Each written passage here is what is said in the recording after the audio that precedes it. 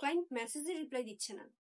এই 3টা ভুল করলে আপনি কখনোই ক্লায়েন্টের কাছ থেকে মেসেজের রিপ্লাই পাবেন না। দেখুন, আমাদের মধ্যে প্রায় 99% ফ্রিল্যান্সারদের একই সমস্যা যে আমি ক্লায়েন্টকে অনেক মেসেজ করি কিন্তু ক্লায়েন্ট আমাকে কোনো রিপ্লাই করে না।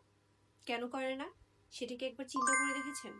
আজকে আমি 3টা কমন মিস্টেক নিয়ে কথা বলবো, যেখান থেকে আপনি বুঝতে পারবেন যে আসলে ক্লায়েন্ট আপনার কেন রিপ্লাই করছে না।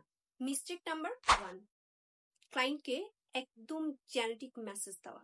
যেমন, ভাই, আমি একজন গ্রাফিক্স ডিজাইনার, আমি আপনার জন্য লোগো তৈরি করতে পারি, আপনার কি প্রয়োজন আছে? এই ধরনের মেসেজ ক্লায়েন্টকে ভুলেও দেওয়া যাবে না। কেন দেওয়া যাবে না? ক্লায়েন্ট আপনার মতো এরকম মেসেজ প্রতিদিন 10টা থেকে 20টা পায়। কেন?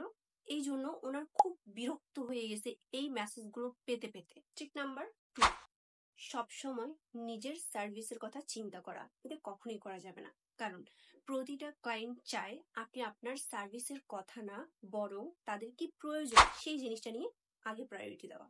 মিস্টেক নাম্বার 3, ক্লায়েন্টকে এত বড় মেসেজ বা এত বড় প্যারাগ্রাফ দেওয়া, যেটা কখনোই করা যাবে না। এটা খুবই বিরক্তকর, কারণ ক্লায়েন্টের কাছে যদি আপনার এত বড় মেসেজ করার সময় থাকতো তাহলে সে কখনোই আপনার কাছ থেকে সার্ভিস নিত না, সে নিজের প্রবলেম নিজে সলভ করার ট্রাই করতো।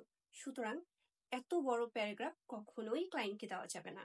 এখন 3টারই সমাধান দিচ্ছি, যার মাধ্যমে আপনার ক্লায়েন্ট আপনাকে মেসেজ দিতে বাধ্য হবে।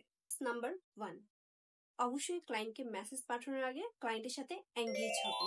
তারপরে ক্লায়েন্টের লিঙ্কডইন, ফেসবুক এবং ইনস্টাগ্রাম প্রোফাইল ঘুরে দেখবেন। রিসেন্ট যদি কোনো পোস্ট থাকে সেখানে স্মার্ট এবং ভ্যালুয়েবল কমেন্ট করবেন, তাহলে ক্লায়েন্ট আপনাকে মনে রাখবে। এবং তার 24 ঘন্টার মধ্যে ক্লায়েন্টকে মেসেজ পাঠাবেন, তাহলে ক্লায়েন্টের মেসেজের রিপ্লাই দেওয়ার অনেক সম্ভাবনা থাকে। কেন? কারণ ওই যে ক্লায়েন্ট আপনার মেসেজ দেখেছিল, ক্লায়েন্ট আপনাকে মনে রাখবে। কারণ ক্লায়েন্ট আপনাকে দেখেছিল মানে আপনার নামটা মনে রেখেছিল ক্লায়েন্টের কমেন্টের মধ্যে।